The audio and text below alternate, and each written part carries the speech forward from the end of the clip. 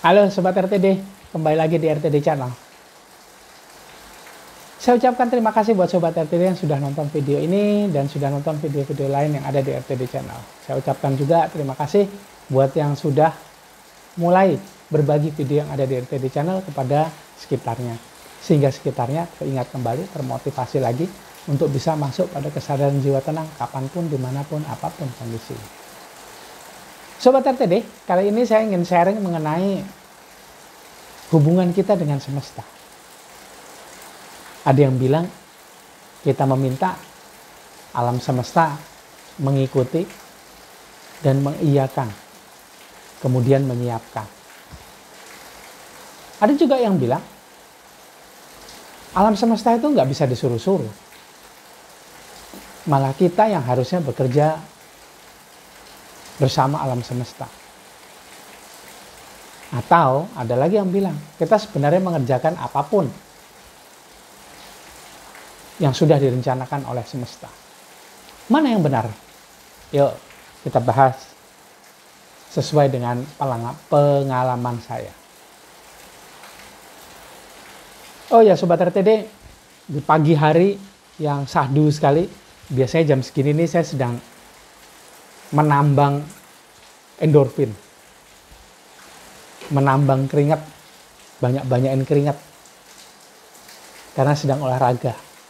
Tapi kebetulan ini pagi ini hujan, akhirnya oke lah, waktu yang tepat untuk membuat video karena pastinya juga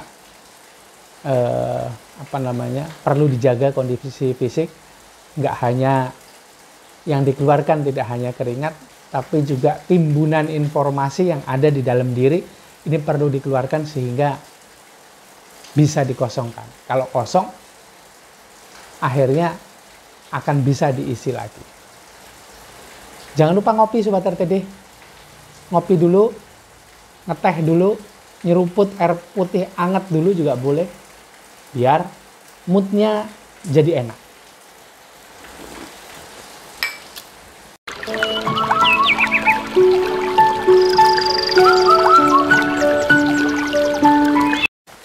Mood yang sudah enak akan jadi lebih enak lagi, bisa di-maintain dengan baik kalau kita melakukan sebuah hal yang kita suka.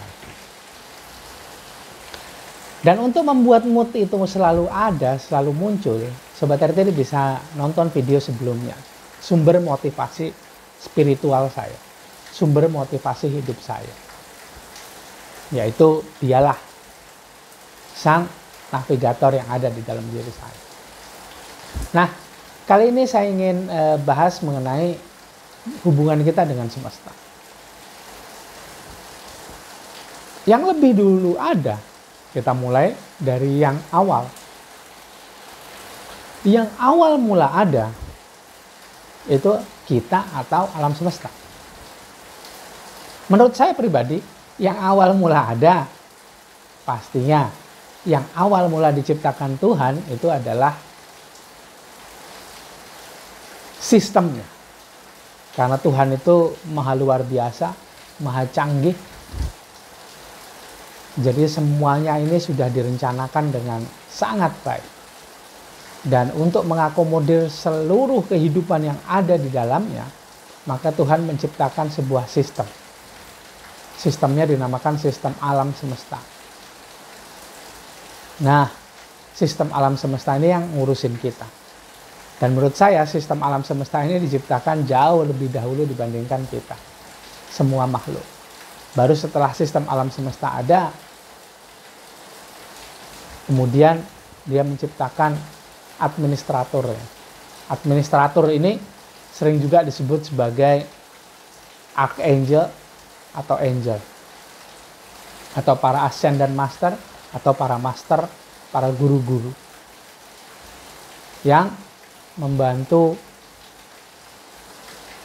atau bukan membantu, yang mengurus alam semesta ini.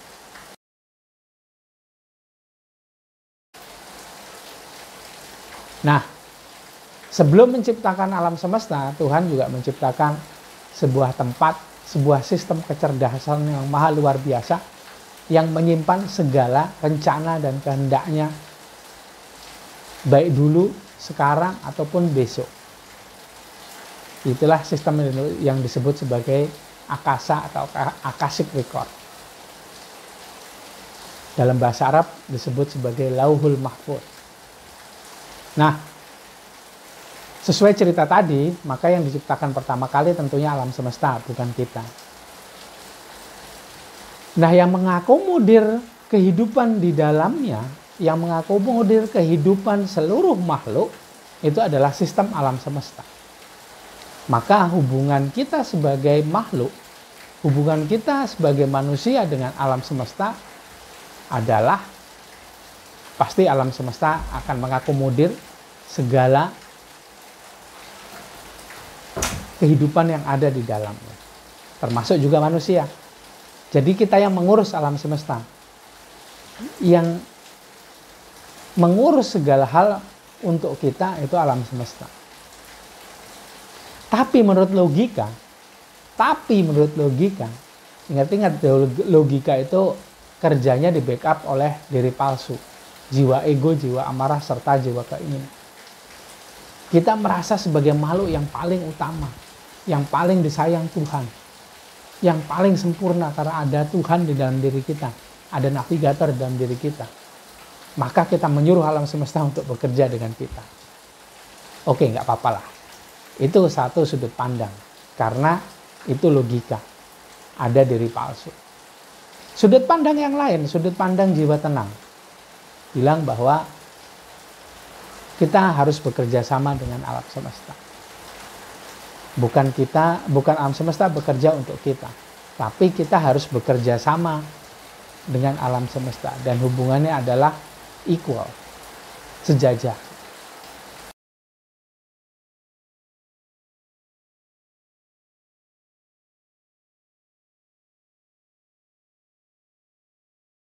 Di sudut pandang yang lain, ketika kita masuk pada kesadaran Tuhan di dalam diri, kita diberitahu, bisa berhubungan, diberitahu oleh navigator bahwa kita dan semesta itu sama, lebih dari equal. Kita adalah satu bagian yang tidak terpisahkan dengan semesta. Kita adalah kepingan sistem dari kerja dari sebuah sistem yang maha besar, sebuah sistem, sebuah mesin yang maha canggih, dan kita hanya salah satu mur atau baut yang bisa membuat mesin itu bekerja. Dan ada sudut pandang yang lain juga. Sudut pandang banyak master yang sudah masuk pada kesadaran Tuhan dan melebur di sana. Tidak ada lagi kesadaran logika, tidak ada lagi kesadaran jiwa, tidak ada lagi kesadaran Tuhan. Hanya satu kesadaran yang ada di dalam diri. Kesadaran murni. Bukan kesadaran jiwa murni ya, tapi kesadaran murni. Hanya satu kesadaran, dia saja lebur semuanya. Apa yang terjadi antara dia dan semesta? Dengan si kesadaran ini dengan semesta. Tidak ada lagi dia, tidak ada lagi semesta. Hanya ada satu, ya dia saja. Itu kesadaran para master yang sudah melebur masuk pada kesadaran Tuhan.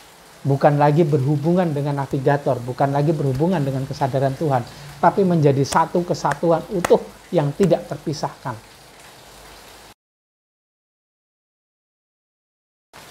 Kesadarannya hanya satu, yaitu itu hanya satu. Jadi dia dan semesta, yang awalnya dia memerintahkan semesta untuk bekerja, itu kesadaran logika. Kemudian dia bekerja sama dengan semesta, itu kesadaran jiwa tenang. Kemudian dia dan semesta satu, itu adalah leburnya. Ketika seorang master, bukan orang-orang seperti kita ya, Itu seorang master yang melebur menjadi satu dengan kesadaran Tuhan. Tidak ada lagi kesadarannya, tidak ada lagi kesadaranku, tidak ada lagi kesadaran logika, tidak ada lagi kesadaran jiwa, tidak ada lagi kesadaran Tuhan. Hanya satu kesadaran yang utuh.